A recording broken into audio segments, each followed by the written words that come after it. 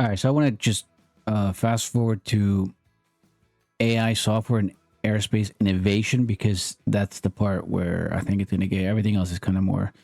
You can watch the full podcast interview on the Ryan show, but I'm just gonna jump to the AI software and aerospace. Deliberately. How's AI helped your business?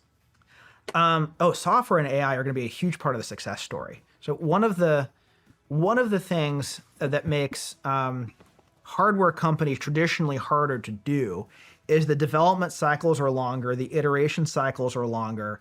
It's harder to make changes. It's harder to iterate. And so we do everything we can to make hardware development look more like software development. And so we've got a huge investment in digital engineering. And the way we do that is we hire great software engineers that are incredibly curious about airplanes. They don't have to know anything about them. They just have to think it's cool.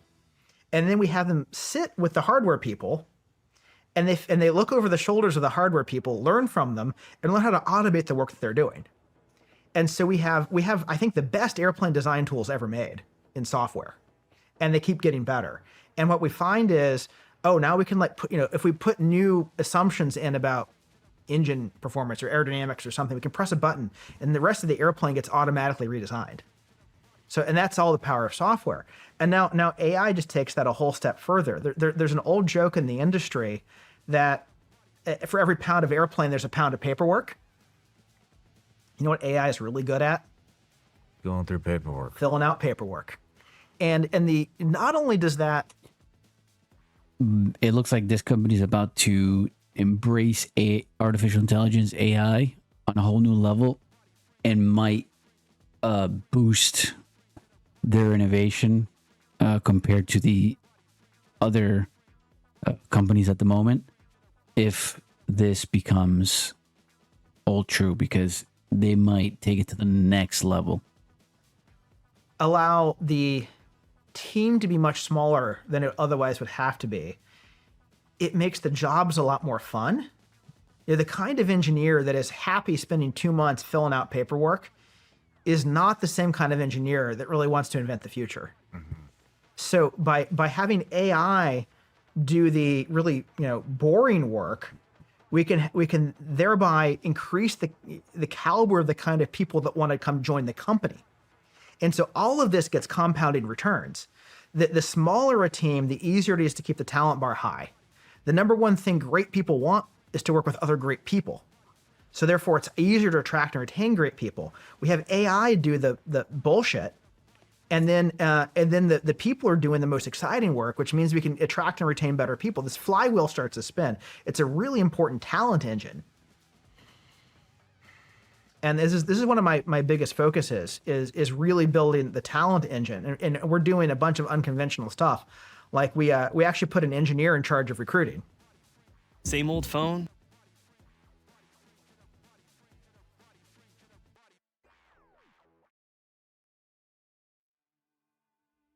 Really? It was this guy that we hired. He'd been a SpaceX manufacturing engineer. He'd been something like a 6-year boom vet. Had done a whole bunch of work on XB1. He built the flight sim for Overture. He was building the engine test facility, and I took a walk with him about 2-3 months ago. And I said, Nate, I'm going to ask you to do something different, and you're going to think I'm crazy. I'm going to ask you to run HR. And, and he's like, you're right. I didn't think that was the conversation we were going to have. And we talked about it, and I was like, look, I want an engineering mindset applied to thinking analytically about the kinds of people we select, how we select them, how we train them, how we onboard them, and think about this. And if you're willing to try it, just try it for a year. And then if you don't like it, I'll let you go. You're back to any kind of, any other job you want. But he's like 3 months into it now, and he's loving it. And it's going so well. Good. Interesting. Good. Let's talk about China. So you had mentioned China announced that they were doing supersonic flight right after you came out. So where are they in the process? The good news is we're ahead. And if we stay out of our own way, we're going to stay ahead. Man, this is the first time I've heard we're ahead. This is great. Yeah. This is great news. Well, Yeah, it's crazy. airplanes are one of the few areas where we're Because China's super like 15 years ahead in drone technology than the US. So this is, if this is true, this is great. still ahead in the US, but we got to be careful. So China right now is shipping a 737 clone. We don't know that in America because we won't import it here. But elsewhere, that's going to happen. They are working on a Boeing 787 clone. And earlier this year, they announced that the one after that's going to be a supersonic airplane. Yikes. And when they did the announcement, so I think what happened was they saw what we'd done at Boom, and they said we got to play, and they found some research paper, and then labeled it with a product number, and put that out as a press release. They put it in the South China Morning Post, which is that's where the CCP puts things that they want to be noticed in the West. And so the airplane's a cartoon. Like if you know anything about supersonic airplanes, you know this is not credible. But I think the tell was they gave it a product number that was the next product number in the COMAC roadmap. COMAC is the Chinese Boeing. So Okay. I think they're dead serious about it. But we're ahead. How do you know you're ahead? We've actually built and flown an airplane, and they've got a cartoon rendering. You don't think that's a disguise? Well, we haven't seen an airplane fly yet. Okay. All right. Now they've got fighter jets, and fighter jets and supersonic airliners are not the same. They probably do have it flying. We just don't see it. And it just, I mean, because of the drone industry, the drone technology is 15 years ahead. Just to put it in perspective. So I wouldn't, you know, I wouldn't be surprised if they already have the plane that he the little model airplane that's next to him, his plane. If China doesn't have a replica already made. Same, but they're things you can cross learn. I think we have to take this incredibly seriously. I don't think we can rest on our laurels. I think absent the action. And what's going to be really crazy if they release it before 2030, because this is when I think he said 2030 is when they should be commercialized. So, and based on regulations, if that slows down the process, China might have a supersonic airplane before 2030, maybe. To repeal the supersonic ban in the U.S., aviation was going to go to China just like everything else has. Like, you know, this is like watching a slow motion plane crash. Boeing hasn't built a new airplane in 20 years. They can't, you know, some days they can't competently produce the ones they've already designed. China's moving forward as fast as they can. That's not going to end well. We have to invent and build the next generation of airplanes here, or else we know how this ends. It ends just like it does for every other kind of manufacturing. Why? I'm still trying to wrap my head. Why do you think Airbus and Boeing have not jumped into this race to compete with you? I mean, with the amount of funding that they have and the legacy companies like that, I mean, why wouldn't they? So it has to do with most businesses are unwilling to disrupt themselves. They have to change their business model to compete. They're comfortable. That's the bottom line. They don't feel like they're being attacked. Let me explain why that is.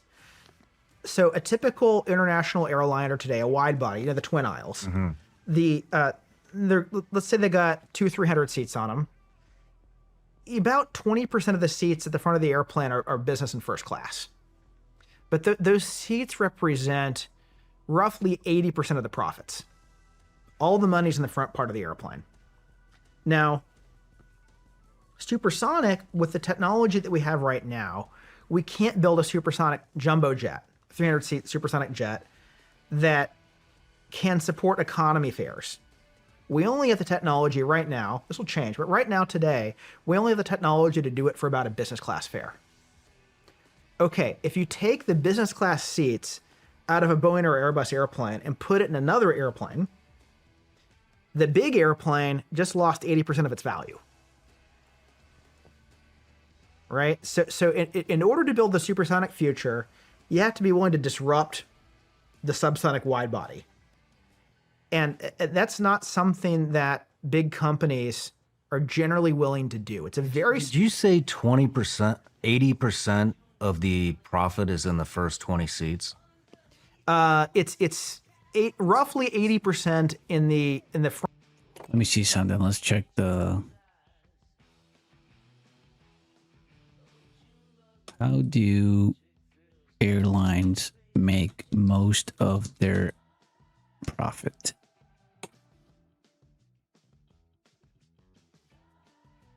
So what do we got here? Airline primarily generate revenue through a combination of ticket sales, frequent flyer miles, and ancillary services, while ticket sales are the most visible. Frequent flyers,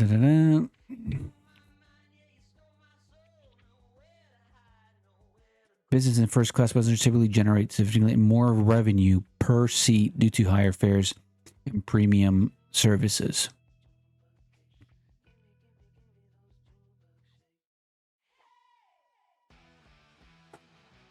So I mean, I guess that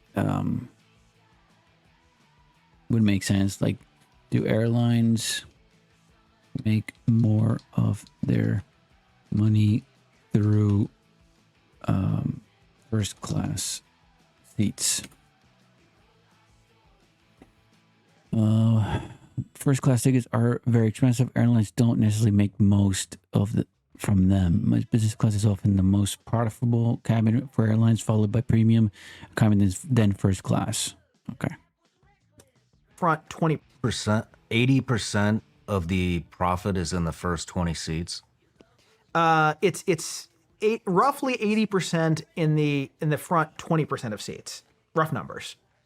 Hey, you busy?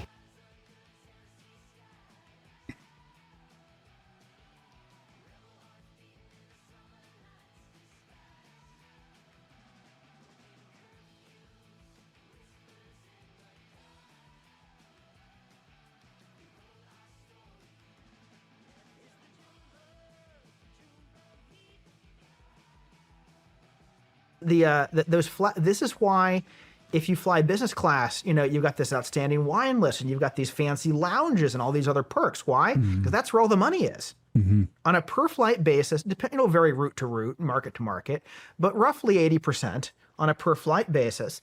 And if you look at it on a per customer basis, it's even more significant because the people who fly long haul, international, and premium class are almost all the profit for international airlines. Again, that's why you see all those perks and why you get all the status. And, you know, if you're global services, you get on first. And so if you move that into a separate airplane, you have to rethink a bit of the economics. And very few companies are willing to disrupt their own business. I mean, I think it takes a founder-led company in most cases. Like Steve Jobs was willing to destroy the iPod business in order to create the iPhone business. I mean, it just seems like they would have to do it, otherwise they're going to go extinct. I mean, if you come out with this in a year or 10 years or whenever, then that's where I'm going. Remember, there's a duopoly here. You'd be right in a normally competitive market with lots of players. But with Boeing and Airbus, there are only two. And so you get duopoly type behavior. One only moves when the other one moves. Like, why did Boeing do the 737 MAX? It's because Airbus did the A320neo. Why did Airbus do the A350? Well, it was a carbon copy, literally, of the 787. And so if one moves, the other one kind of copies that move. And for the most part, they're in a staring competition. Nobody. This is going to be more like a leapfrog change, because the only factor here is going to be speed. Wanting to blink and so the right now dynamic is Boeing's got to get healthy. They're in trouble. They can't do a new airplane. They've pledged they're not going to do a new airplane. What is Airbus's motivation? Well, Boeing's down and out. I should steal market share. So Airbus is trying to ramp production of their airplanes faster than Boeing can get people to trust them again. So that's that game, and like nobody's incentivized to go build a supersonic jet. Like if you're a public market investor in Boeing or Airbus, And imagine Airbus says, we're going to go do supersonic instead of trying to eat Boeing's lunch while Boeing's down and out. Your investors say you're stupid. Pretty soon you get, an activist gets on your board and you're fired as CEO. Reciprocally, if Boeing right now says, I'm going to go build a supersonic jet, I think everyone's going to say, what are you talking about, dude? Maybe you should figure out how to put the screws in the ones you make now. So neither of them is really in a position to do it. It has to come from a new entrant. Do you think they'll carbon copy, or they'll probably try to buy us first, and then they'll try to compete? I mean, I welcome that. I'm shocked, a decade into this, that we don't have competition. At some point, that will change. Yeah, that makes sense. Probably Boeing will buy them out. Someone will buy them out. If they get by 2027, they start showcasing, either Boeing or Airbus buys this company out.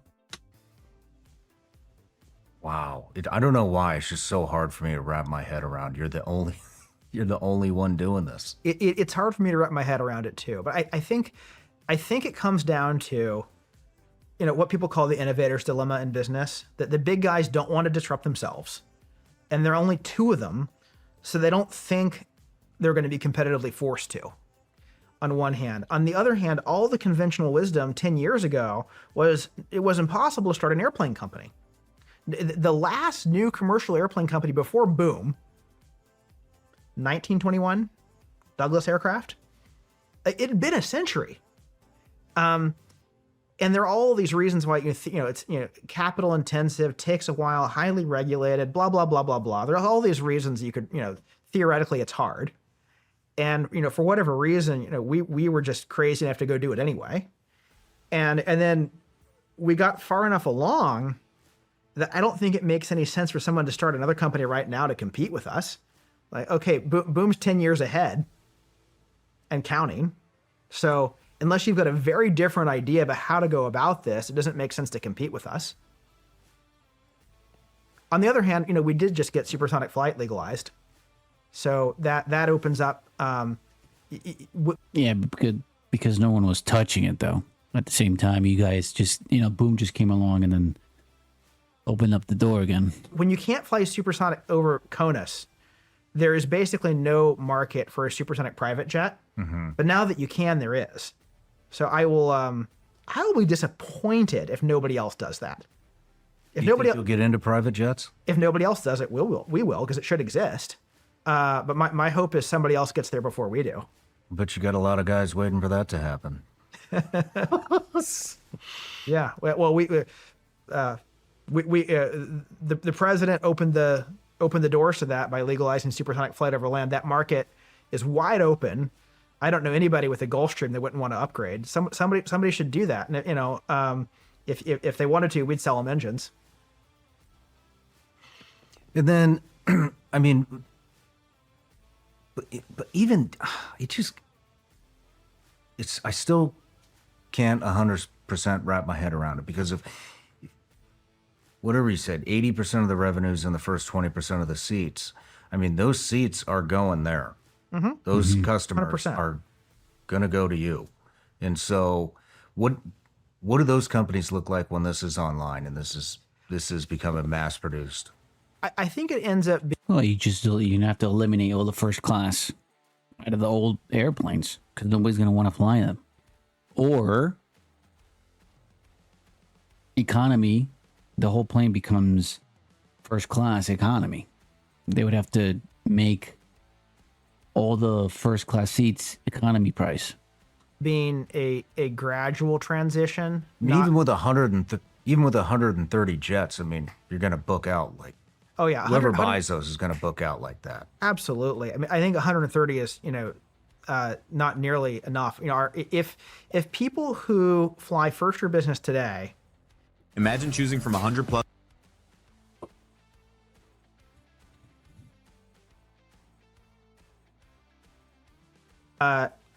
If people who fly first or business today, on a route where supersonic is going to be meaningfully faster and where the airlines can operate profitably, airlines are going to need 1,400 of these jets.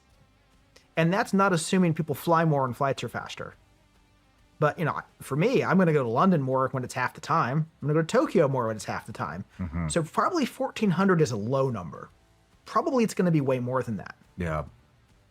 Does that make Boeing? I mean, there are companies that do this. I mean, I think Spirit Airlines, they have no business, correct? Southwest, they have no business. Yeah, I think there can be. So does that mean all the airlines? I think there will be a middle period where where premium goes supersonic, and subsonic is about low cost, and that'll be sort of a middle period, and then the cost of supersonic is going to come down, and more people are going to say it's worth it, and then there's an economic effect that I think is widely underappreciated. We call it the speed dividend. When you go faster, your main cost challenge is just the energy consumption. And so you work really hard to make the airplane as energy efficient as fuel. The thing is, like, you're just gonna have all the planes right now are gonna have to be redesigned inside and eliminate first class. It's gonna be one gigantic bus, low cost, and then these guys are just gonna take off with the full first class business, supersonic. I mean, it's just gonna divide. Like right now, planes have the first class in economy. It's just gonna separate those two categories into supersonic, first class, and economy, regular flights. Efficient as it can be, but most of the other costs of flying are proportional to time, not distance. So, how many pilots do I need? Well, if the flight's twice as fast, I need half as many pilots. If the flight's twice as fast, I need half as many airplanes. Or to look at it more positively, I can get twice the flights out of the same airplanes and crew. So there's all this. Of that either, right? So if you could fly to Hawaii today on a propeller plane that is more efficient than today's jets, but nobody does it because economically it would be more expensive because it takes all that extra time. So the Overture. When we have another Overture, if we look at Overture relative to Concorde, and we imagine another step beyond Overture of a similar size, we can do economy, supersonic. And that's going to require a lot of invention. It's going to require second generation powertrain. And boy, I get my juices flowing about that, because one of the most surprising thing about this airplane, and I think why it's just barely possible for a startup to pull this off, is it doesn't actually have any fundamentally new technology. Okay. This is made out of the same stuff as a 787. It's like we took a 787, we shrank it down, we made it long and skinny, we put twice as many engines. That's it. It's a lot of new engineering, but it's not any new science, and it's not any new technology. It's proven stuff. And we did it that way because we wanted to keep the hurdle for version 1 as low as it possibly could be. For version 2, we're willing to say, hey, let's try 5 new things. And one of those is going to be a radically new powertrain that will allow us to go much faster, while also being much quieter. Well, let me ask you this: if I'm just curious, if why would you want to go to economy if 80% of the profits on the first 20% of the seating? Why would you want to open yourself up to economy as a business? I think it just should exist, and part of it goes back to that mission, and it goes back to why I started the company. Like I think about where I was a decade ago when my kids had a grandfather in Hong Kong that they couldn't see. And, we didn't have the money to go drop on business class. Mm-hmm. We went to Hong Kong maybe 2 or 3 times, in the back of the bus. So supersonic would not have been the cards for us. And I want every family, every kid in that situation to be able to benefit from us. I want to get there. Wow, that's admirable. Well, thank you. I think also you can build a great business. Because I think there is a bizarre dynamic in economy today. Like if you look at the strata of air travel, there's economy and then there's business. And business is like many times more expensive than economy. Mm-hmm. And there's sort of a little bit of premium economy emerging in the middle, but mostly the middle is empty. And I think their market dynamics, like people in the airline industry keep talking about like, oh, people won't pay for a better experience. And I think for the most part, that's not true. I don't think people have found a way to deliver and market the experience that they will pay more for. Like, remember the first. Well, the only factor here is speed, man. Speed is just has been lost. I think it just hasn't caught up to modern day. The speed at which you travel. iPhone came out. People laughed. They're like, a $400 phone, unsubsidized. No one's going to buy that. Well, no. Fast forward now it's $1,500 for an iPhone, and everybody does it, and it's worth it. And people aren't willing to pay more for better unless you find a way to actually show them a better thing they're willing to pay for. And I think the whole travel experience today is terrible. It's horrific. It's terrible. It's horrific. And I'm with you. I mean, if you line up a United, it's true. It's very, very true. The airline industry to fly today is the worst ever. And in the 60s, it was like luxury, and airline pilots were celebrities. And now the airline industry is a disaster. It's horrible. Really, really just bad. United, American, Southwest, Emirates, Qatar Airways, 110% of going with Emirates or Qatar Airways. Right. So it's a night and day experience. Because it's a better experience. It's a better experience, but even in those airlines, there's still so much that could be better about the end-to-end travel experience. So I think there's a lot of room to reinvent the whole thing end-to-end, and to create maybe it bottoms out at 20% more expensive than economy is today, but it's 10 times better. Yeah. It's faster. It's more comfortable. You're actually cared for. The way baggage works needs to be completely rethought. It's interesting, like some of these big airlines like Qatar Airlines, Emirates hasn't put in to purchase this, because they would be one of the first. They're like the best, like Turkish Airlines. They're like the most luxurious and expensive as far as, or the best rated airlines. And he hasn't mentioned that these guys purchased anything from Boom, which is interesting. The way you get through an airport needs to be completely rethought. And I think there's something in there that is that will be affordable, that people will be willing to pay for, that is a supersonic experience that is also way more profitable than economy is today. So one, I want to make this available to everybody. But two, I also think you can build a great business doing that. There wasn't a lot of money in phones before the iPhone.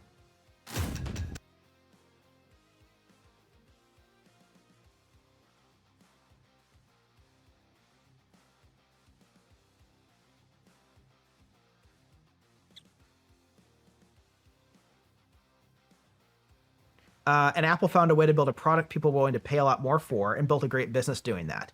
And it's not been done in air travel. And some reason people think it's impossible, but if you go look at the comparison to, say, other parts of travel, like hotels, there's a zillion different strata of hotels. And Motel 6 is not the mass market leader. Mm-hmm. People pay more for a better meal. They pay more for a better hotel room. But it doesn't happen in air travel. Why? I think those are solvable problems. What are some of the lessons you've learned from fighting some of the setbacks that you faced? Most importantly, don't give up. And I remember the day, the day that we flew XB1 Supersonic. I stood with the team outside on the tarmac outside the airplane. And I said, guys, we're here today because a hell of a lot of not giving up. When reasonable people would have given up. And in fact, a whole bunch of reasonable people did give up along the way. And we're here because we kept fighting through the setbacks, because we didn't let ourselves lose faith. And for Overture to exist, it's going to take a heck of a lot more not giving up. And so that's I mean, for me personally, there've been this company has a near-death experience. It seems like almost every year, something happens, and it's like the startup equivalent of a cancer diagnosis. And it's like like when we lost our way for a little while, and we were trying to outsource an engine, and it ultimately, we were working with Rolls-Royce, and it became clear that it just wasn't going to get there. And we started working on our own engine, and we were sort of baking that plan. It wasn't fully baked yet. We weren't ready to talk about it publicly.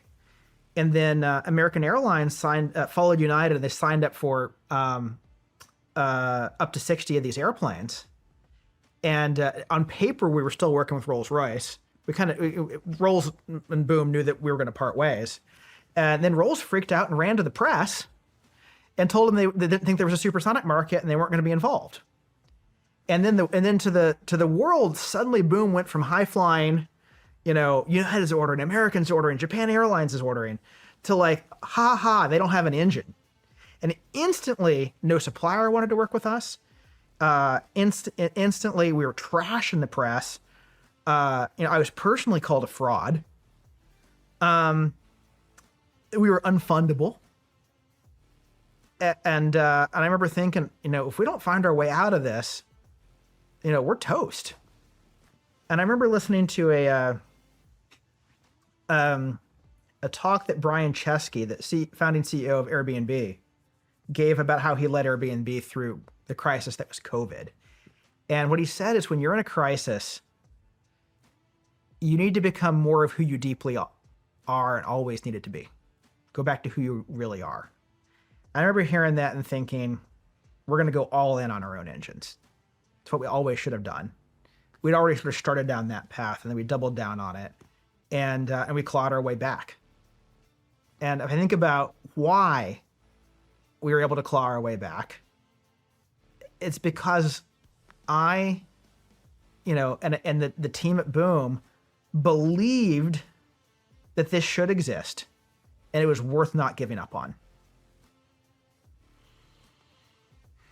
So, really for a while, XB1, we called it the Mojave Honey Badger. So there you go. A new aviation company built from the ground up. Airplane designed, engine designed, interior designed, cockpit for the pilots, all designed at Boom for the new and innovative supersonic commercial airline traveling from the United States.